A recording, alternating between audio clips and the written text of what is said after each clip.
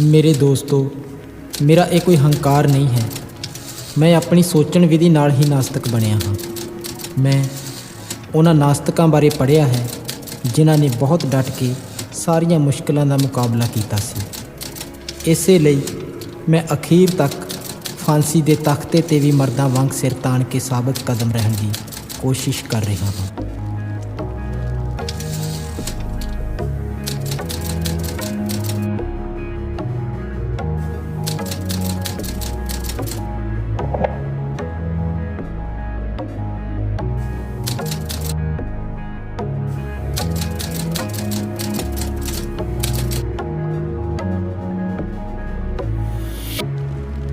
ਮੈਂ ਆਪਣੇ ਬਾਬਾ ਜੀ ਦੇ ਅਸਰ ਹੇਠ ਵੱਡਾ ਹੋਇਆ ਸੀ ਤੇ ਉਹ ਪੱਕੇ ਆਰੀਆ ਸਮਾਜੀ ਸਨ।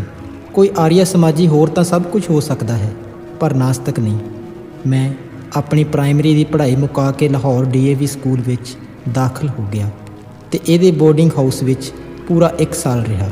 ਉੱਥੇ ਸਵੇਰ ਅਤੇ ਤਰਕਾਲ ਸੰਧਿਆ ਦੀਆਂ ਪ੍ਰਾਰਥਨਾਵਾਂ ਤੋਂ ਛੁੱਟ ਮੈਂ ਘੰਟਿਆਂ ਬੱਧੀ ਗਾਇਤਰੀ ਮੰਤਰ ਦਾ ਜਾਪ ਕਰਦਾ ਸੀ। ਮੈਂ ਉਹਨਾਂ ਦਿਨਾਂ ਵਿੱਚ ਪੱਕਾ ਸ਼ਰਧਾਲੂ ਸੀ।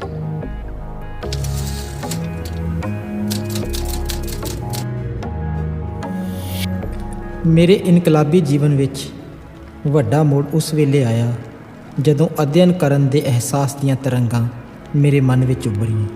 ਅਧਿਐਨ ਕਰ ਤਾਂ ਕਿ ਤੂੰ ਆਪਣੇ ਵਿਰੋਧੀਆਂ ਦੀਆਂ ਦਲੀਲਾਂ ਦਾ ਜਵਾਬ ਦੇ ਸਕਣ ਦੇ ਯੋਗ ਹੋ ਜਾਏ।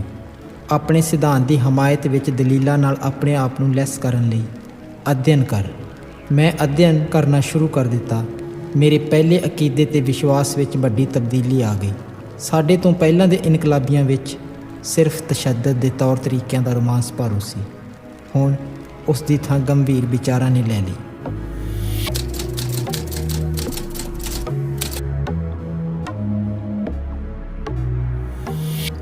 ਮੈਂ ਅਰਾਜਕਤਾਵਾਦੀ ਆਗੂ ਬਾਕੂਨਿਨ ਨੂੰ ਪੜ੍ਹਿਆ, ਸਮਾਜਵਾਦ ਦੇ ਪਿਤਾਮਾ ਮਾਰਕਸ ਦੀਆਂ ਕੁਝ ਲਿਖਤਾਂ ਪੜ੍ਹੀਆਂ ਅਤੇ ਲੈਨਨ, ਟਰਾਟਸਕੀ ਤੇ ਆਪਣੇ ਦੇਸ਼ਾਂ ਵਿੱਚ ਸਫਲ ਇਨਕਲਾਬ ਲਿਆਉਣ ਵਾਲੇ ਹੋਰ ਵਿਅਕਤੀਆਂ ਨੂੰ ਪੜ੍ਹਿਆ। ਇਹ ਸਾਰੇ ਨਾਸਤਕ ਸਨ। ਬਾਕੂਨਿਨ ਦੀ ਕਿਤਾਬ ਗੋਡ ਐਂਡ ਸਟੇਟ ਭਾਵੇਂ ਅਧੂਰੀ ਜਿਹੀ ਹੈ, ਪਰ ਇਹ ਇਸ ਵਿਸ਼ੇ ਦਾ ਦਿਲਚਸਪ ਅਧਿਐਨ ਹੈ। ਇਸ ਤੋਂ ਮਗਰੋਂ ਮੈਨੂੰ ਨਿਰਲਮ ਸਵਾਮੀ ਦੀ ਲਿਖੀ ਕਿਤਾਬ ਕਾਮਨ ਸੈਂਸ ਹੱਥ ਲੱਗੀ। ਇਸ ਕਿਤਾਬ ਵਿੱਚ ਅਧਿਆਤਮਕ ਨਾਸਤਕਵਾਦ ਸੀ। ਇਸ ਵਿਸ਼ੇ ਵਿੱਚ ਮੇਰੀ ਬਹੁਤ ਜ਼ਿਆਦਾ ਦਿਲਚਸਪੀ ਹੋ ਗਈ। 1926 ਦੇ ਅਖੀਰ ਤੱਕ ਮੇਰਾ ਇਹ ਵਿਸ਼ਵਾਸ ਪੱਕਾ ਹੋ ਚੁੱਕਾ ਸੀ ਕਿ ਬ੍ਰਹਿਮੰਡ ਦੇ ਸਿਰਜਣ, ਪਾਲਣਹਾਰ ਤੇ ਸਰਵ ਸ਼ਕਤੀਮਾਨ ਦੀ ਹੋਂਦ ਦਾ ਸਿਧਾਂਤ ਬੇਬੁਨਿਆਦ ਹੈ। ਮੈਂ ਇਸ ਵਿਸ਼ੇ ਬਾਰੇ ਆਪਣੇ ਦੋਸਤਾਂ ਨਾਲ ਬਹਿਸ ਕਰਨੀ ਸ਼ੁਰੂ ਕੀਤੀ। ਮੈਂ ਐਲਾਨੀਆ ਨਾਸਤਕ ਹੋ ਚੁੱਕਾ ਸੀ। ਪੁਲਿਸ ਅਫਸਰ ਮੈਨੂੰ ਦੋਵੇਂ ਵੇਲੇ ਰੱਬ ਦਾ ਨਾਮ ਲੈਣ ਲਈ ਪ੍ਰੇਰਿਤ ਕਰਨ ਲੱਗ ਪਏ। ਮੈਂ ਨਾਸਤਕ ਸੀ। ਮੈਂ ਆਪਣੇ ਆਪ ਨਾਲ ਫੈਸਲਾ ਕਰਨਾ ਚਾਹੁੰਦਾ ਸਾਂ ਕਿ ਕੀ ਮੈਂ ਅਮਨ, ਚੈਨ ਤੇ ਖੁਸ਼ੀ ਦੇ ਦਿਨਾਂ ਵਿੱਚ ਨਾਸਤਕ ਹੋਣ ਦੀ ਫੜ ਮਾਰ ਸਕਦਾ ਹਾਂ, ਜਾਂ ਇਹੋ ਜਿਹੀ ਔਖੀ ਘੜੀ ਵਿੱਚ ਮੈਂ ਆਪਣੇ ਅਸੂਲਾਂ ਉੱਤੇ ਸਾਬਤ ਕਦਮ ਰਹਿ ਸਕਦਾ ਹਾਂ ਜਾਂ ਨਹੀਂ। ਬੜੀ ਸੋਚ ਵਿਚਾਰ ਮਗਰੋਂ ਮੈਂ ਫੈਸਲਾ ਕੀਤਾ ਕਿ ਮੈਂ ਰੱਬ ਵਿੱਚ ਯਕੀਨ ਨਹੀਂ ਕਰ ਸਕਦਾ ਤੇ ਨਾ ਹੀ ਅਰਦਾਸ ਕਰ ਸਕਦਾ ਹਾਂ। ਅਹੰਕਾਰ ਮੇਰੇ ਸੁਭਾਅ ਦਾ ਇੱਕ ਅੰਗ ਹੈ। ਮੈਂ ਆਪਣੇ ਸਾਥੀਆਂ ਵਿੱਚ ਤਾਨਾਸ਼ਾਹ ਕਰਕੇ ਜਾਣਿਆ ਜਾਂਦਾ ਸਾਂ। ਇੱਥੋਂ ਤੱਕ ਕਿ ਮੇਰਾ ਦੋਸਤ BK ਦੱਤ ਕਦੀ ਮੈਨੂੰ ਤਾਨਾਸ਼ਾਹ ਕਹਿੰਦਾ ਹੁੰਦਾ ਸੀ। ਕਈ ਮੌਕਿਆਂ ਉੱਤੇ ਮੈਨੂੰ ਹੈਂਕੜਬਾਜ਼ ਵੀ ਕਿਹਾ ਗਿਆ। ਕੁਝ ਦੋਸਤ ਪੂਰੀ ਗੰਭੀਰਤਾ ਨਾਲ ਦੋਸ਼ ਲਗਾਉਂਦੇ ਰਹੇ ਕਿ ਮੈਂ ਦੂਜਿਆਂ 'ਤੇ ਆਪਣੀ ਰਾਏ ਮੜਦਾ ਹਾਂ ਅਤੇ ਆਪਣੀ ਗੱਲ ਮਨਵਾ ਲੈਂਦਾ ਹਾਂ। ਮੈਂ ਇਨਕਾਰ ਨਹੀਂ ਕਰਦਾ ਕਿ ਇਹ ਗੱਲ ਕਿਸੇ ਹੱਦ ਤੱਕ ਸਹੀ ਹੈ। ਜਿੱਥੋਂ ਤੱਕ ਸਮਾਜ ਦੀਆਂ ਰੂੜੀਵਾਦੀ ਹਮਾਇਤਾਂ ਦੇ ਵਿਰੋਧ ਦਾ ਸਵਾਲ ਹੈ, ਮੈਂ ਹੰਕਾਰੀ ਹਾਂ ਪਰ ਜ਼ਾਤੀਗਤ ਨਹੀਂ, ਕਿਉਂਕਿ ਸਾਡੇ ਵੱਡੇ ਵਡੇਰਿਆਂ ਨੇ ਕਿਸੇ ਸਰਵ ਸ਼ਕਤੀਮਾਨ ਪਰਮਾਤਮਾ ਵਿੱਚ ਵਿਸ਼ਵਾਸ ਬਣਾ ਲਿਆ ਸੀ। ਇਸ ਲਈ ਕੋਈ ਵੀ ਬੰਦਾ ਜਿਹੜਾ ਉਸ ਵਿਸ਼ਵਾਸ ਜਾਂ ਉਸ ਪਰਮਾਤਮਾ ਦੀ ਹੋਂਦ ਤੋਂ ਮੁਨਕਰ ਹੋਣ ਦਾ ਹੌਸਲਾ ਕਰਦਾ ਹੈ, ਉਸ ਨੂੰ ਹਰ ਹਾਲਤ ਵਿੱਚ ਕਾਫਰ ਗਦਾਰ ਕਿਹਾ ਜਾਏਗਾ। ਉਹਦੀਆਂ ਵਜ਼ਨਦਾਰ ਦਲੀਲਾਂ ਨੂੰ ਅੱਗੋਂ ਕੱਟਿਆ ਨਾ ਜਾ ਸਕਦਾ ਹੋਵੇ ਅਤੇ ਸਰਵ ਸ਼ਕਤੀਮਾਨ ਦੀ ਕਰੋਪੀ ਵੀ ਉਸ ਦੀ ਦ੍ਰਿੜਤਾ ਨੂੰ ਡੇਗ ਨਾ ਸਕੀ, ਤਾਂ ਉਸ ਨੂੰ ਘਮੰਡੀ ਗਰਦਾਨਿਆ ਜਾਏਗਾ ਅਤੇ ਉਸ ਦੀ ਦ੍ਰਿੜਤਾ ਨੂੰ ਅਹੰਕਾਰ ਆਖਿਆ ਜਾਏਗਾ।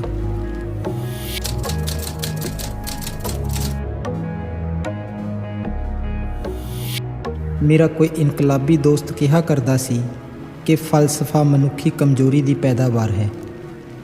ਜਦ ਸਾਡੇ ਵੱਡੇ ਵਡੇਰਿਆਂ ਕੋਲ ਇਸ ਜਗਤ ਤਮਾਸ਼ੇ ਨੂੰ ਜਾਣਨ ਦੀ ਕਾਫੀ ਫੁਰਸਤ ਮਿਲੀ ਤੇ ਜਦ ਉਹਨਾਂ ਨੂੰ ਜਗਤ ਦੇ ਅਤੀਤ, ਵਰਤਮਾਨ ਅਤੇ ਭਵਿੱਖ ਤੇ ਹੋਰ ਬਹੁਤ ਸਾਰੇ ਸਵਾਲਾਂ ਦੇ ਸਿੱਧੇ ਸਬੂਤ ਨਾ ਮਿਲੇ, ਤਾਂ ਹਰ ਕਿਸੇ ਨੇ ਇਸ ਸਮੱਸਿਆ ਨੂੰ ਆਪਣੇ ਤਰੀਕੇ ਨਾਲ ਸੁਲਝਾਉਣ ਦੀ ਕੋਸ਼ਿਸ਼ ਕੀਤੀ।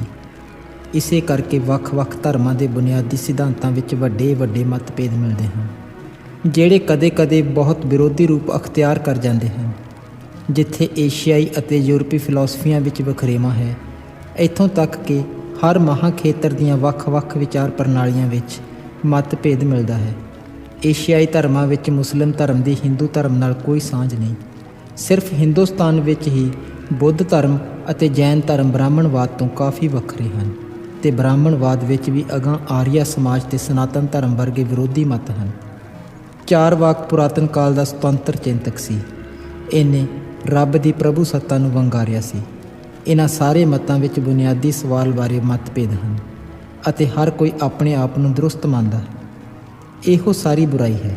ਪੁਰਾਣੇ ਵਿਦਵਾਨਾਂ ਦੇ ਵਿਚਾਰਾਂ ਅਤੇ ਤਜਰਬਿਆਂ ਨੂੰ ਅਗਿਆਨਤਾ ਦੇ ਵਿਰੁੱਧ ਸਾਡੀ ਆਉਣ ਵਾਲੀ ਜੱਦੋ ਜਹਿਦ ਦਾ ਆਧਾਰ ਬਣਾਉਣ ਤੇ ਇਸ ਭੇਦ ਭਰੀ ਸਮੱਸਿਆ ਦਾ ਹੱਲ ਲੱਭਣ ਦੀ ਕੋਸ਼ਿਸ਼ ਕਰਨ ਦੀ ਥਾਂ ਅਸੀਂ ਸੁਸਤ, ਨਿਕੰਮੇ, ਕੱਟੜ ਧਰਮ ਦੀ ਹਾਲ ਦੁਹਾਈ ਪਾਉਣ ਲੱਗ ਜਾਂਦੇ ਹਾਂ ਅਤੇ ਇੰਜ ਮਨੁੱਖੀ ਜਾਗਰਤੀ ਵਿੱਚ ਆਈ ਖੜੋਤ ਦੇ ਕਸੂਰਵਾਰ ਹਾਂ।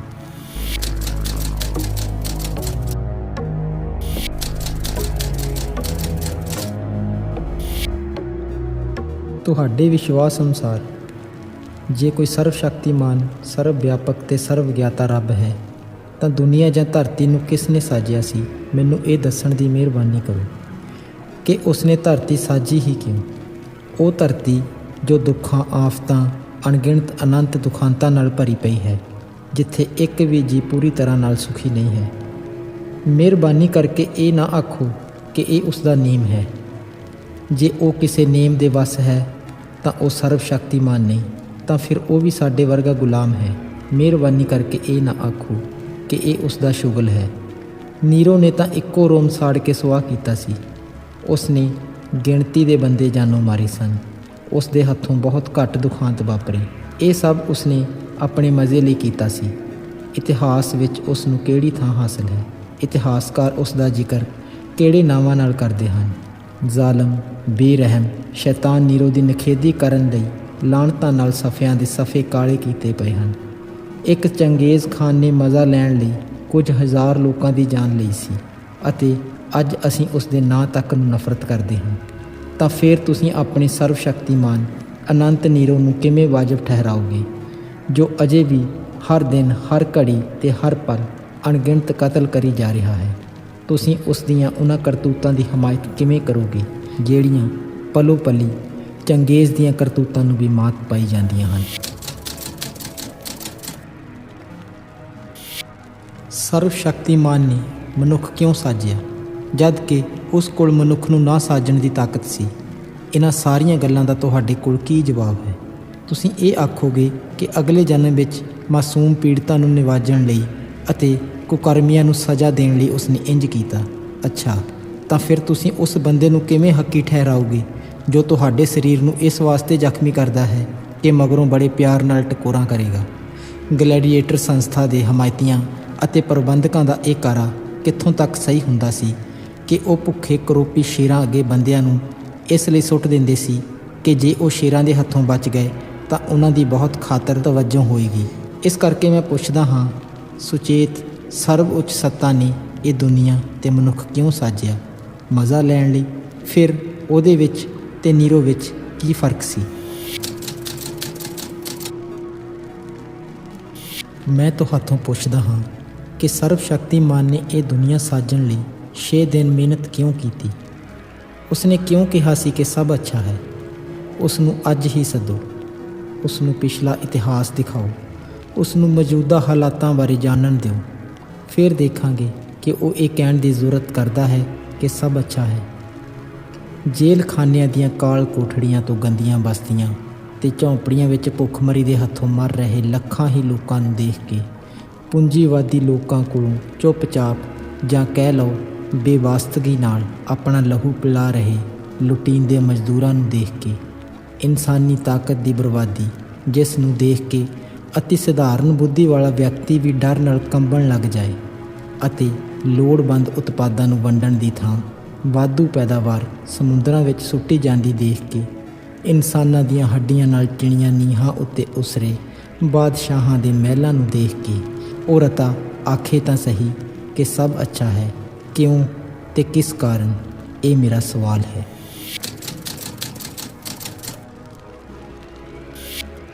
ਜਦੋਂ ਕਸੂਰਵਾਰਾਂ ਨੂੰ ਸਜ਼ਾ ਦਿੱਤੀ ਜਾਂਦੀ ਹੈ, ਉਸ ਦੇ 3 ਜਾਂ 4 ਮਕਸਦ ਹੋ ਸਕਦੇ ਹਨ।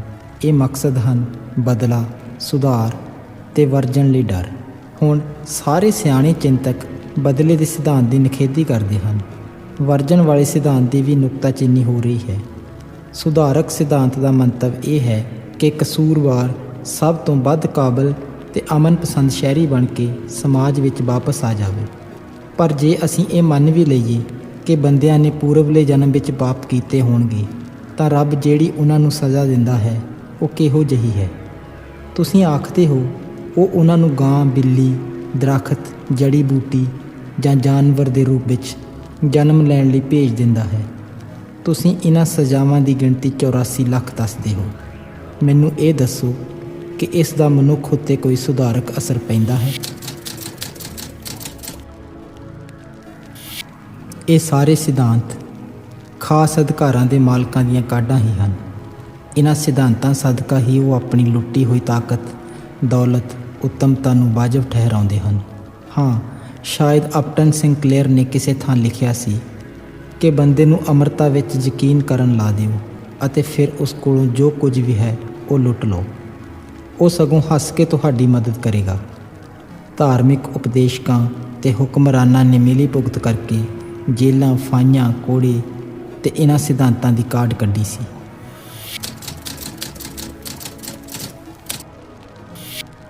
ਮੈਨੂੰ ਇਹ ਦੱਸੋ ਕਿ ਤੁਹਾਡਾ ਸਰਵਸ਼ਕਤੀਮਾਨ ਰੱਬ ਹਰ ਕਿਸੇ ਬੰਦੇ ਨੂੰ ਕਸੂਰ ਜਾਂ ਪਾਪ ਕਰਨੋਂ ਵਰਜਦਾ ਕਿਉਂ ਨਹੀਂ? ਉਹਦੇ ਲਈ ਤਾਂ ਇਹ ਕੰਮ ਬਹੁਤ ਸੌਖਾ ਹੈ। ਉਹਨੇ ਜੰਗਬਾਜ਼ਾਂ ਨੂੰ ਕਿਉਂ ਨਾ ਜਾਨੋਂ ਮਾਰਿਆ, ਜਾਂ ਉਹਨਾਂ ਦੇ ਜੰਗੀ ਪਾਗਲਪਨ ਨੂੰ ਮਾਰ ਕੇ ਵੱਡੀ ਜੰਗ ਨਾਲ ਮਨੁੱਖਤਾ ਉੱਤੇ ਆਈ ਪਰਲੋ ਨੂੰ ਕਿਉਂ ਨਾ ਬਚਾਇਆ? ਉਹ ਅੰਗਰੇਜ਼ ਲੋਕਾਂ ਦੇ ਮਨਾਂ ਵਿੱਚ ਕੋਈ ਅਜਿਹਾ ਜਜ਼ਬਾ ਕਿਉਂ ਨਹੀਂ ਭਰ ਦਿੰਦਾ ਕਿ ਉਹ ਹਿੰਦੁਸਤਾਨ ਛੱਡ ਕੇ ਚਲੇ ਜਾਣ? ਉਹ ਸਾਰੇ ਸਰਮਾਏਦਾਰਾਂ ਦੇ ਮਨਾਂ ਵਿੱਚ ਇਹ ਜਜ਼ਬਾ ਕਿਉਂ ਨਹੀਂ ਭਰ ਦਿੰਦਾ ਕਿ ਉਹ ਪੈਦਾਵਾਰੀ ਸਾਧਨਾਂ ਦੀ ਸਾਰੀ ਜਾਇਦਾਦ ਨੂੰ ਛੱਡ ਦੇਣ ਤੇ ਸਾਰੇ ਮਿਹਨਤਕਸ਼ ਤਬਕੇ ਨੂੰ ਹੀ ਨਹੀਂ ਸਗੋਂ ਸਾਰੇ ਮਨੁੱਖ ਸਮਾਜ ਨੂੰ ਪੂੰਜੀਵਾਦ ਦੇ ਬੰਧਨ ਤੋਂ ਛੁਟਕਾਰਾ ਪਾ ਦੇਣ? ਹਿੰਦੁਸਤਾਨ ਉੱਤੇ ਜੇ ਬਰਤਾਨਵੀ ਹਕੂਮਤ ਹੈ ਤਾਂ ਇਹ ਰੱਬ ਦੀ ਮਰਜ਼ੀ ਕਾਰਨ ਨਹੀਂ ਹੈ, ਸਗੋਂ ਇਹ ਇਸ ਕਾਰਨ ਹੈ ਕਿ ਸਾਡੇ ਵਿੱਚ ਇਸ ਦਾ ਵਿਰੋਧ ਕਰਨ ਦੀ ਹਿੰਮਤ ਨਹੀਂ ਹੈ। ਉਹ ਰੱਬ ਦੀ ਮਦਦ ਨਾਲ ਸਾਨੂੰ ਗੁਲਾਮ ਨਹੀਂ ਰੱਖ ਰਹੇ, ਸਗੋਂ ਉਹਨਾਂ ਨੇ ਬੰਦੂਕਾਂ, ਤੋਪਾਂ, ਬੰਬਾਂ, ਗੋਲੀਆਂ, ਪੁਲਿਸ, ਫੌਜ ਦੀ ਮਦਦ ਨਾਲ ਸਾਨੂੰ ਗੁਲਾਮ ਬਣਾਇਆ ਹੋਇਆ ਹੈ।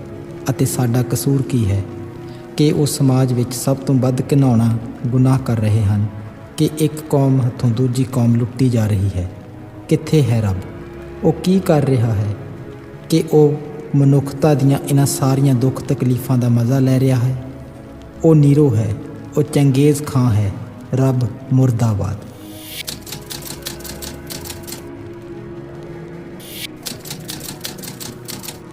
ਤੁਸੀਂ ਮੈਨੂੰ ਪੁੱਛੋਗੇ ਕਿ ਇਸ ਦੁਨੀਆ ਦਾ ਤੇ ਮਨੁੱਖ ਦਾ ਆਰੰਭ ਕਿਵੇਂ ਹੋਇਆ ਸੀ। ਚਾਰਲਸ ਡਾਰਵਿਨ ਨੇ ਇਸ ਵਿਸ਼ੇ ਬਾਰੇ ਚਾਨਣਾ ਪਾਉਣ ਦੀ ਕੋਸ਼ਿਸ਼ ਕੀਤੀ ਹੈ। ਉਸ ਦਾ ਮਤਾਲਿਆ ਕਰੋ। ਸੋਹਮ ਸਵਾਮੀ ਦੀ ਕਿਤਾਬ ਕਾਮਨ ਸੈਂਸ ਪੜ੍ਹੋ।